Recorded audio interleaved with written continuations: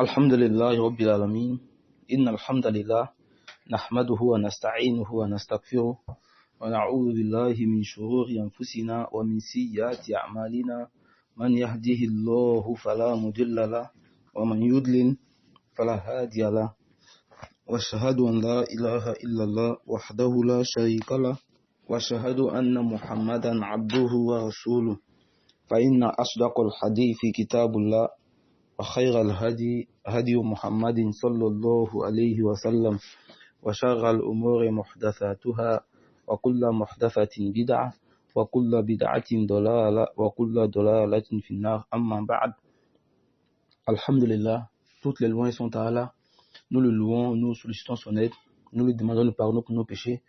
Nous cherchons protection auprès d'Allah contre les maux de nos âmes et ceux de nos actions. Celui qu'Allah guide, nul ne peut l'égarer, et celui qui l'égare, nul ne peut le guider. J'atteste que Allah est la seule divinité qui mérite l'adoration, et j'atteste que Muhammad sallallahu alayhi wa sallam est son serviteur et son messager. Ensuite, sachez que la plus véridique des paroles, c'est le livre d'Allah. La meilleure des guidées, c'est celle de Muhammad sallallahu alayhi wa sallam. Les pires des choses sont celles qui sont nouvellement inventées. Toute chose nouvellement inventée est une innovation. Toute innovation est un égarement, et tout égarement conduit au feu de l'enfer, qu'Allah nous en préserve. Ceci étant dit, nous retrouvons encore une fois dans l'étude de notre livre Aqidatul Tawhid du noble cheikh Saleh bin Fawzan bin Abdillahi al-Fawzan Hafizahullah. Et nous sommes toujours dans l'étude du chapitre concernant les noms et les attributs d'Allah.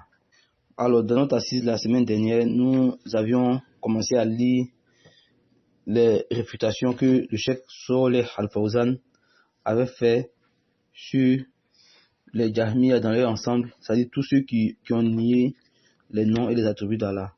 Alors nous avions dit que le cheikh dit que la réfutation envers ces personnes suffirait en plusieurs points. Le premier point, il dit al-wajhu al-awwal anna Allah subhanahu wa ta'ala athbata li nafsihi al-asma wa sifa wa athbataha lahu rasuluhu. Il dit Allah a affirmé pour lui des noms et des attributs. Également, son messager a affirmé des noms et des attributs pour Allah. Alors, فَنَّفْيُهَا عَنِ اللَّهِ أَوْ نَفْيُ بَعْدِهَا نَفْيٌ لِمَا أَثْبَتَهُ اللَّهُ وَرَسُولُهُ. Il dit, le fait de nier ces noms et ces attributs-là, ou de nier une partie de ceux-ci, revient à nier ce que Allah et son messager ont affirmé. Il dit, وَهَذَا muhadatun lillahi wa rasulihi. Et cette négation-là consistait à s'opposer à Allah et à son messager. Alors nous avions fait l'explication de cela. Bismillah, aujourd'hui, nous ferons l'effort de lire tous les autres points de cette réfutation-là. La réfutation, elle est en 5 points. Alors nous avons lu le premier point. Aujourd'hui, nous lirons les 4 autres points. Et bismillah, dans notre prochaine assise, nous allons rentrer dans l'étude d'un nouveau chapitre. Bismillah. Le cheikh Saleh al-Fawzan, il dit al-wajhu al-thani, le second point, annahu la yalzam min wujudi hadhihi sifa bil makhluqin aw min tasammi ba'd al makhluqin bi shay'in min tilka al asma' al mushabaha bayna Allah wa khalqihi. Il dit annahu la yalzam min wujudi hadhihi sifa.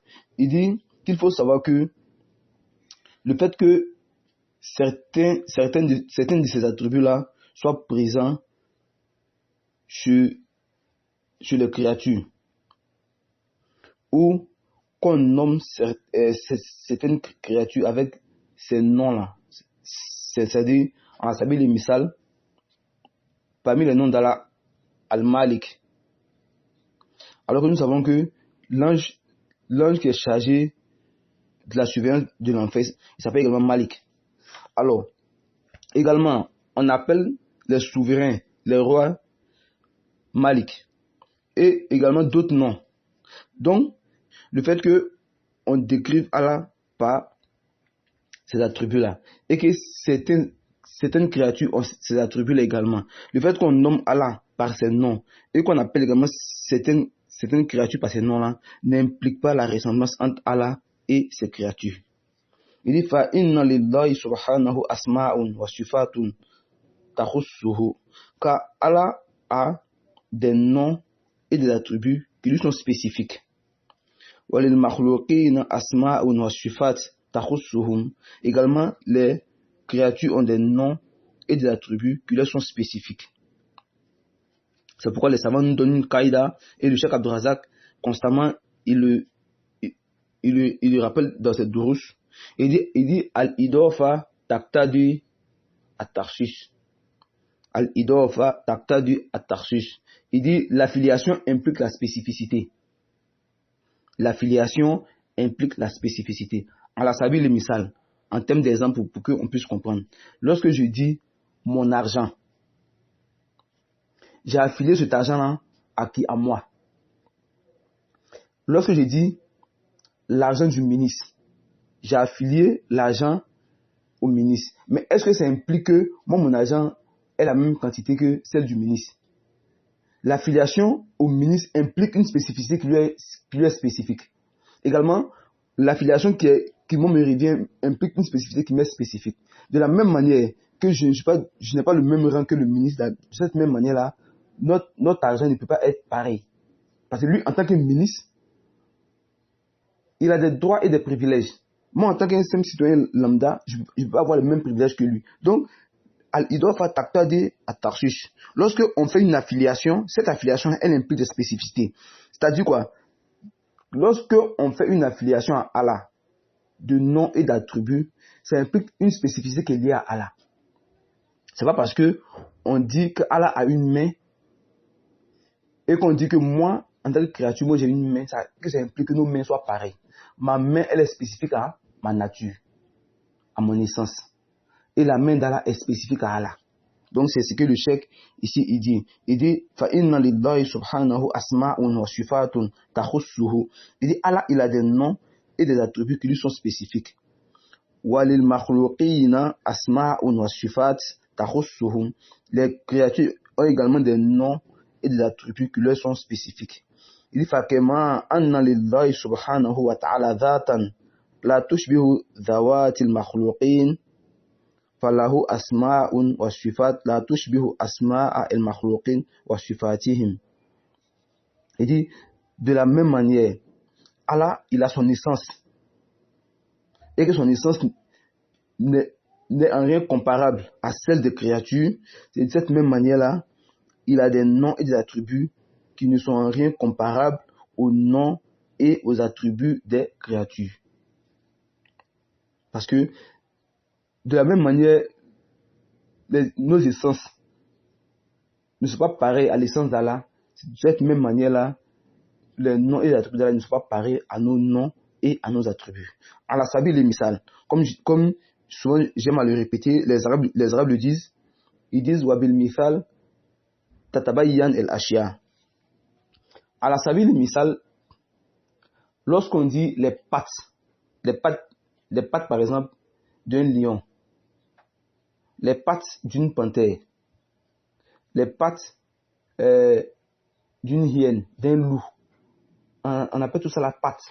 Mais chacun de ces animaux-là a une spécificité. C'est pourquoi même les chasseurs, lorsqu'ils vont à la chasse, pour ceux qui ont des connaissances dans ce domaine-là, à travers les différents pas, traces de pas dans la terre, dans le sable, ils peuvent te dire, ici, tel animal est passé. Parce que les pattes d'un éléphant ne sont pas pareilles aux pattes d'un lion, ne sont pas pareilles aux pattes d'une souris. Alors que tout cela englobe le même nom qui est quoi? Qui est pattes. Également les sabots. Les sabots sont différents. Les sabots des chevaux, ceux des dromadaires, ceux des bœufs, et ainsi de suite. Et même entre nous, êtres humains, il y a des spécificités entre nous.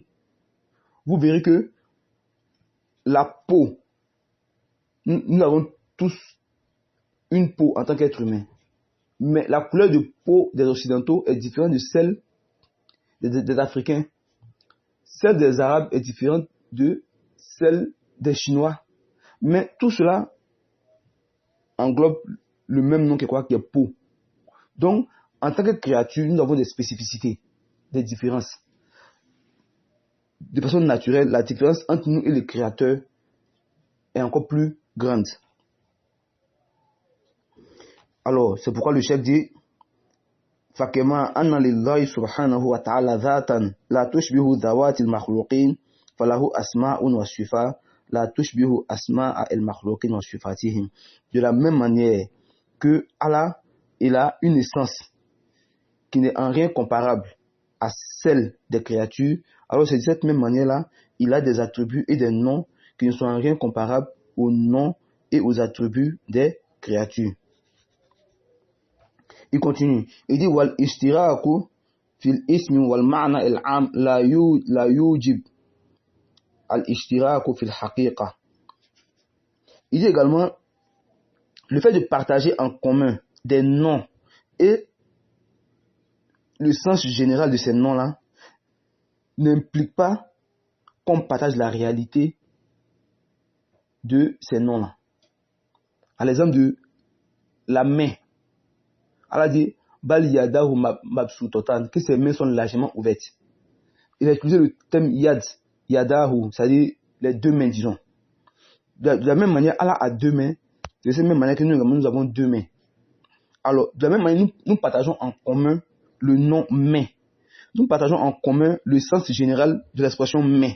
Cela n'implique pas que nos mains aient la même réalité que les mains d'Allah.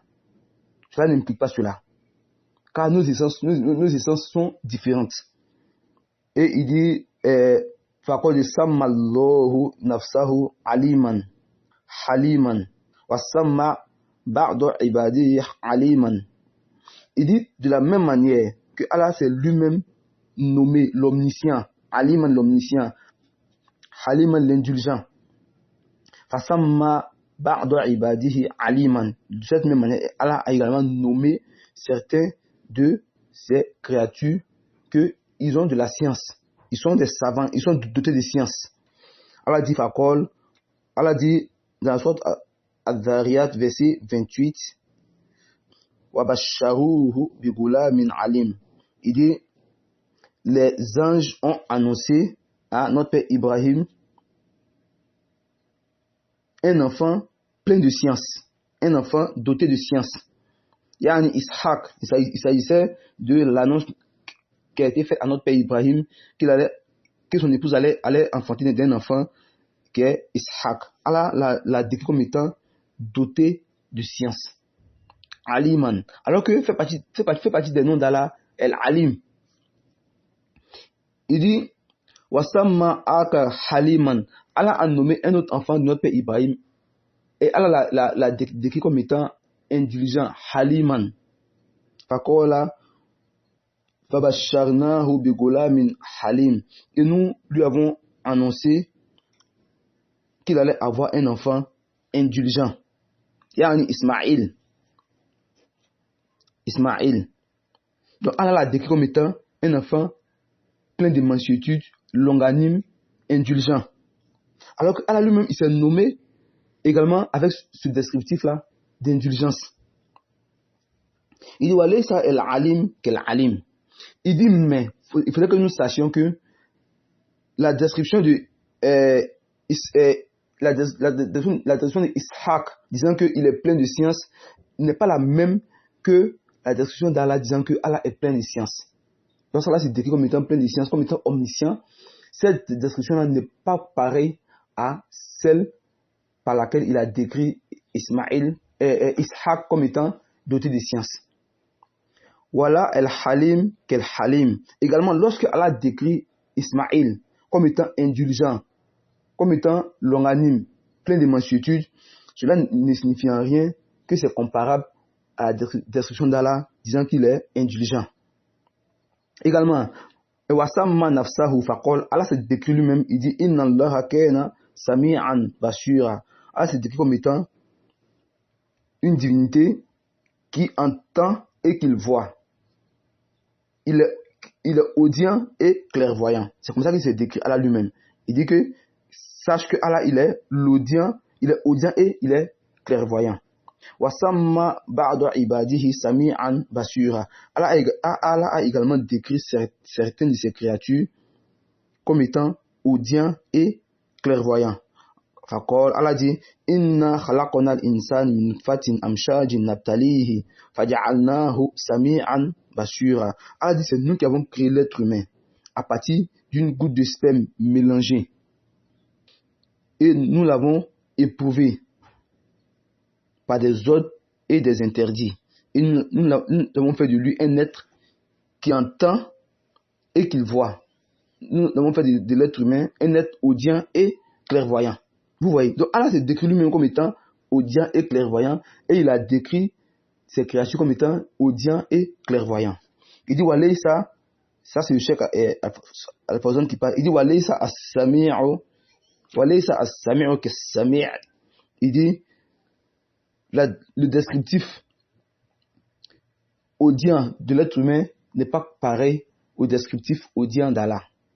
Voilà el-basur qu'el-basur. Également le descriptif clairvoyant de l'être humain n'est pas pareil au descriptif clairvoyant d'Allah. Wasamma nafsahu bi ra'ufi ar-rahim.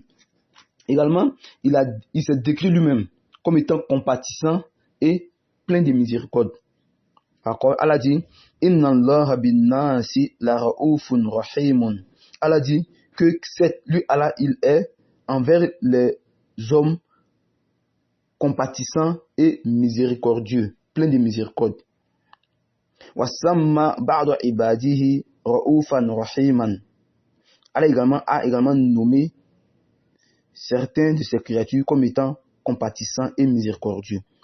Allah dit laqad ja'akum rasulun min anfusikum azizun alayhi ma anittum harisun alaykum bil mu'minina ra'ufun rahim. Allah dit dans Sourate Tawbah, il dit un messager pris parmi vous est venu à vous. Pris parmi vous, c'est-à-dire c'est un être humain comme vous, ce n'est pas un ange, c'est un être humain comme vous. Également, il est un arabe comme vous, sur qui la révélation a été descendue en premier lieu. Une personne que vous connaissez, la lignée, que vous connaissez très bien. C'est pourquoi il dit min anfusikum azizun alayhi ma anittum, auquel pèsent lourd les difficultés que vous subissez. Harisun alaykum, qui est plein de sollicitude pour vous, qui est dévoué pour votre cause. Bil mu'minina ra'ufun rahim, et qui est envers les croyants compatissant et très miséricordieux. Soit tout Tawbah verset 128. Il dit walaysa ar-ra'uf que ra'uf. Il dit le sens de compatissant ici dans la description du prophète Mohammed n'est pas pareil au sens de compatissant lorsque Allah se décrit lui-même comme étant compatissant. Également, le sens de ar-rahim, très miséricordieux, en concernant le prophète Mohammed, n'est pas pareil lorsque Allah se décrit comme étant lui-même très miséricordieux. Ça, c'était en ce qui concerne les noms. Maintenant, en ce qui concerne les attributs, il dit le Cheikh Al-Fawzan, il dit wakedhalika wasafa nafsahu bisifat. Allah s'est également lui-même décrit par des attributs. Wasafa ibadahu binadhiri dhalika. Il a également décrit ses créatures par certains de ces attributs-là. À l'exemple de sa parole, il dit wala yuhituna bi shay'in min ilmihi. Il dit c'est décrivant lui-même, il dit les hommes ne pourront en aucun cas ne pourront rien cerner de sa science. Les hommes ne pourront atteindre, cerner la science d'Allah. Il s'est décrit, c'est par quoi? Par la science. Parce que Adomir de ilmihi, Adomir ya'udu ilallah. Min ilmihi, yani min ilmillah. Fawasafa nafsahu bil ilm. Wa wasafa ibadahu bil ilm. Il s'est décrit dans ce verset que nous avons lu précédemment là, par quoi? Par la science. Et il a décrit ces créatures, certains d'entre eux par quoi? Par la science. Il dit وَمَا أُوتِيتُ مِنَ الْعِلْمِ إِلَّا قَلِيلًا. Il dit dans la sourate Al-Isra, il dit il ne vous a été donné en termes de science que une petite part. Il ne vous a été donné en termes de science qu'une petite part. C'est-à-dire, il a été donné aux êtres humains, aux créatures, en termes de science qu'une petite part. Donc ici, il décrit les créatures comme étant dotées de science, mais qui décrit comme étant infime. Donc, il confirme que les créatures ont également une science. lui, Allah également, il a une science. Il dit encore dans un autre verset, il dit wa fawqa kulli dhi ilmin alimun. Il dit, et au-dessus de toute personne dotée de science, il y a un omniscient. Au-dessus de toute créature dotée de science, il y a un omniscient qui est Allah. Donc, il décrit cette créature comme étant dotée de science, mais il se décrit lui également comme étant doté de science. Également, il dit waqala alladhina utul ilm. Allah dit, et ceux à qui la science a été donnée. On est dans la sourate Al-Qasas. Il dit, et on dit ceux à qui la science a été donnée. Allah parle de certaines personnes qui ont dit des choses. Et il décrit ceux qui ont parlé comme étant dotés de science. Allah également se décrit lui-même comme étant doté de force. Il dit Inna Allah laqawiyyun aziz. Il dit cet Allah, il est doté de force et il est puissant. Sourate Al-Hajj verset 40. Il dit Inna Allah huwa ar-razzaq dhul quwwatil matin. Cet Allah, c'est lui le pourvoyeur de subsistance dhul quwwatil matin. C'est lui qui est doté de la science inébranlable. Il est doté de la science inébranlable. Sourate Al-Dhariyat verset 58. Allah a également décrit les créatures comme étant dotées de force.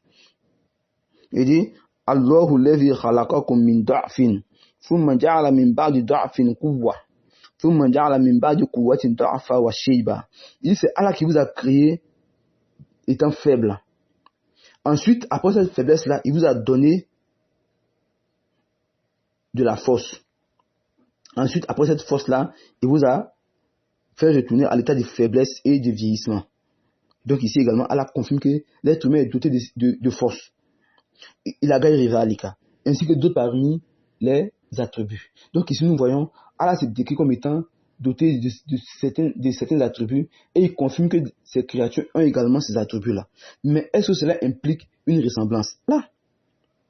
C'est pourquoi le Cheikh Al-Fawzan continue, il dit wal ma'lum anna asma Allah wa sifatihi takhussuhu wa taliqu bi. Et de ce qui est connu, c'est que les noms et les attributs d'Allah lui sont spécifiques et lui sied. Wa asma'ul makhluqin takhussuhum wa taliqu bihim. Également, les noms et les attributs des créatures leur sont spécifiques et leur sied. Wala yalzam min al-ishtiraki fil ismi wal ma'na al-ishtiraku fil haqiqa. Et le fait de partager en commun les noms et le sens général de ces noms-là, et le sens général de ces noms-là, n'implique pas qu'on partage la réalité de ces noms-là et de ces attributs-là. وذلك لعدم التمثل بين المسميين والموصوفين. Il dit pourquoi? Parce que il n'y a pas de comparaison, entre Allah et ses créatures, parce que tous deux sont appelés par ces mêmes noms et ces mêmes attributs. Et cela est évident. Et toute la louange revient à Allah. Ça, c'était la seconde réponse. La troisième réponse est al-wajhu al-thalith. Anna alladhi laysa lahu sifatul kamal la yasluhu an yakuna ilahan. Il dit, celui qui n'a pas de nom de perfection, celui qui n'a pas d'attribut de perfection, ne peut en aucun cas prétendre à la divinité. Ça, c'est la troisième réponse. Celui qui n'a pas d'attribut de perfection ne peut en aucun cas prétendre à la divinité. Walihada, il dit c'est pourquoi Qala Ibrahim li abihi. Notre père Ibrahim a dit à son père, lorsque il le blâmait pour l'adoration des idoles, il dit Lima ta'budu ma la yasma'u wa la yubsir.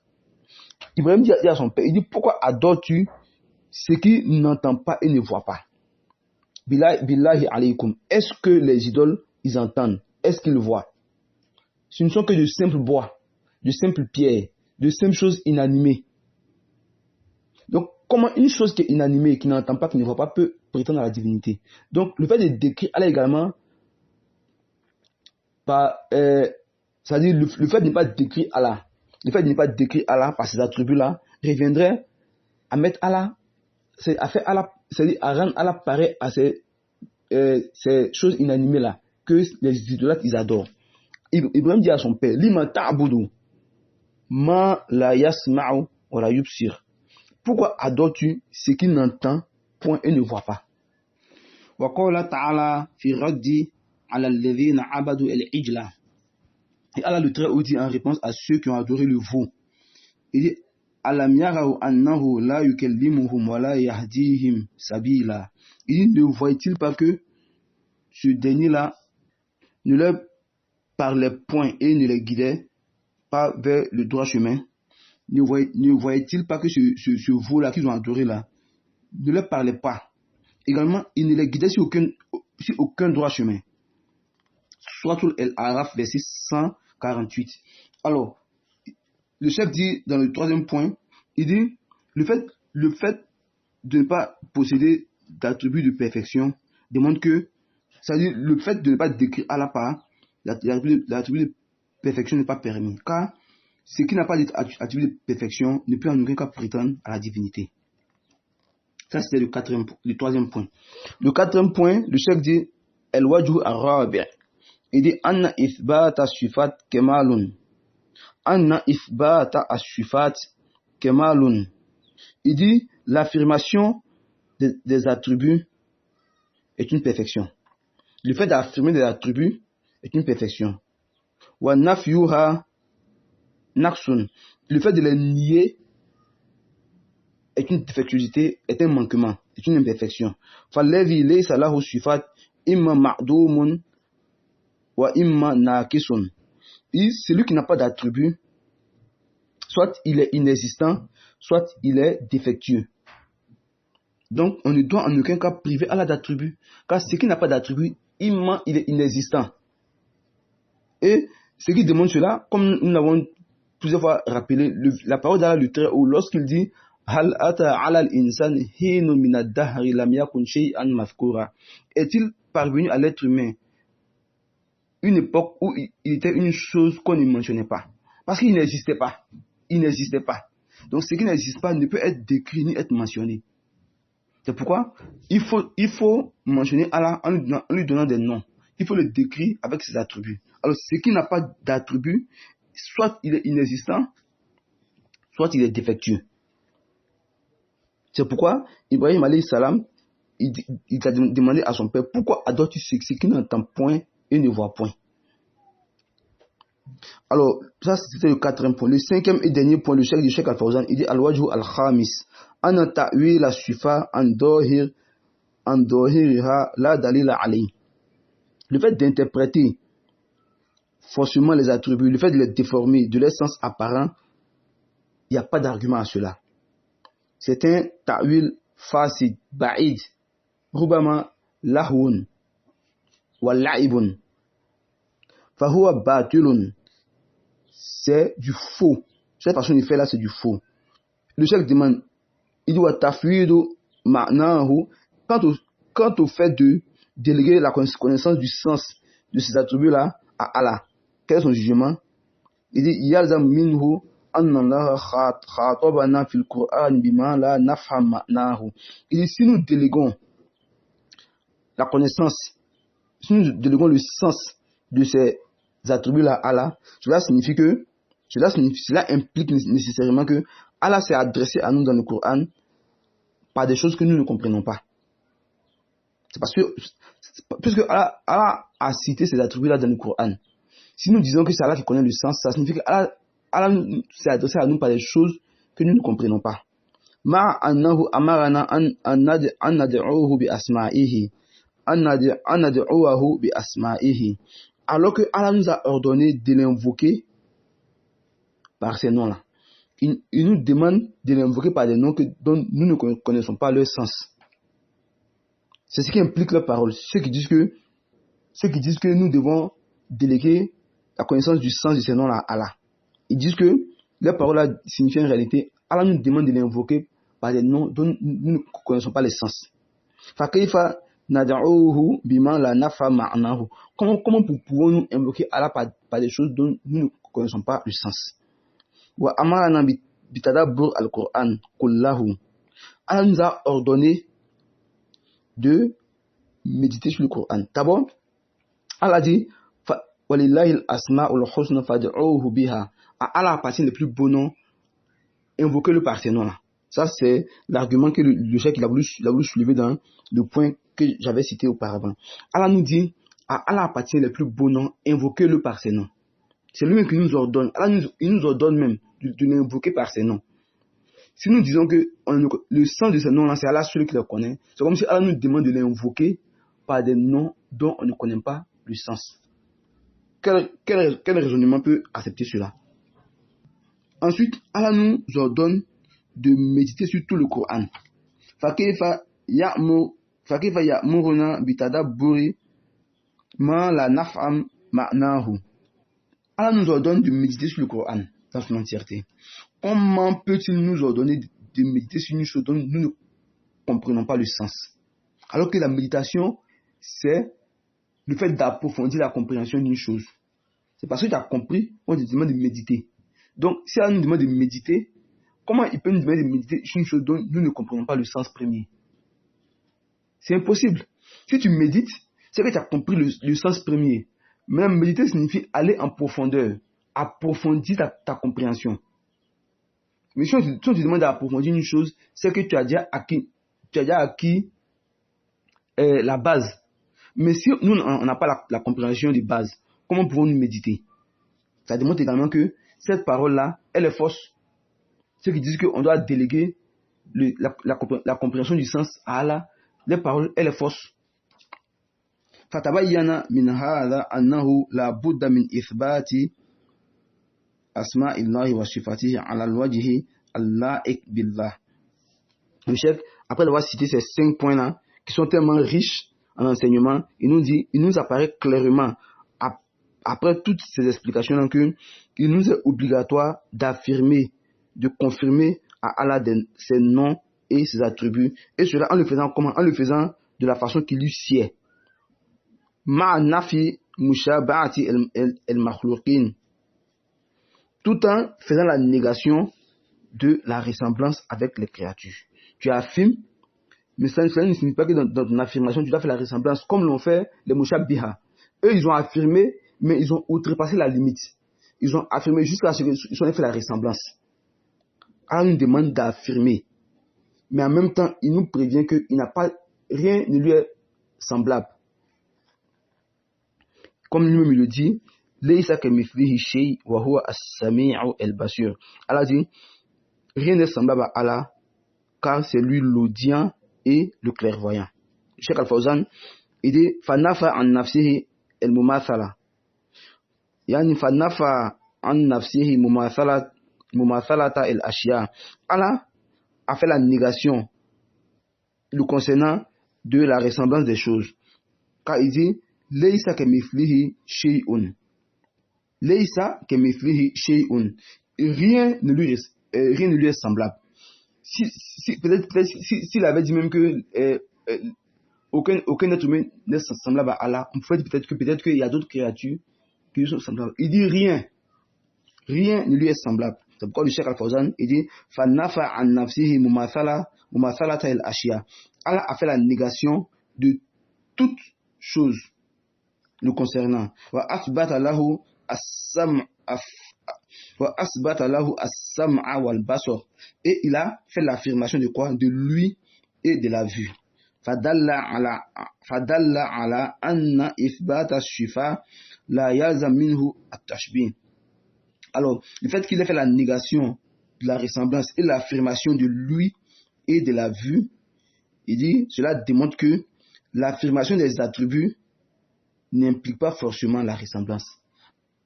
Et comme l'a dit l'imam Ashinkiti, comme nous l'avons une fois rappelé, il dit, ces deux attributs-là, la majorité des créatures les partagent. La siyama, surtout les êtres vivants. Les êtres vivants partagent en commun lui et la vue. Donc le fait que Allah il a cité ces deux attributs également, après avoir fait la négation de toute ressemblance. Cela démontre que le fait d'affirmer ces deux attributs-là pour Allah, alors que la plupart des créatures ont cela en commun, cela ne doit en aucun cas nous amener à penser qu'il y a une quelconque ressemblance entre Allah et ses créatures. وهذا معنى قول أهل السنة والجماعة في النفي والإثبات في الأسماء والصفات. Et c'est ce qui correspond à la parole des gens de la sunna et du consensus dans la négation et l'affirmation dans le chapitre des noms et des attributs. Qu'est-ce que les gens de la sunna disent? Ils disent إثبات بلا تمثيل وتنزيه بلا تعطيل. Les gens de la sunna disent on fait l'affirmation sans toutefois faire la ressemblance. On fait la purification sans toutefois faire la négation. On purifie Allah de tout défaut et de toute imperfection, mais cela ne doit pas nous amener à faire la négation des noms et des attributs que lui-même il s'est affirmé.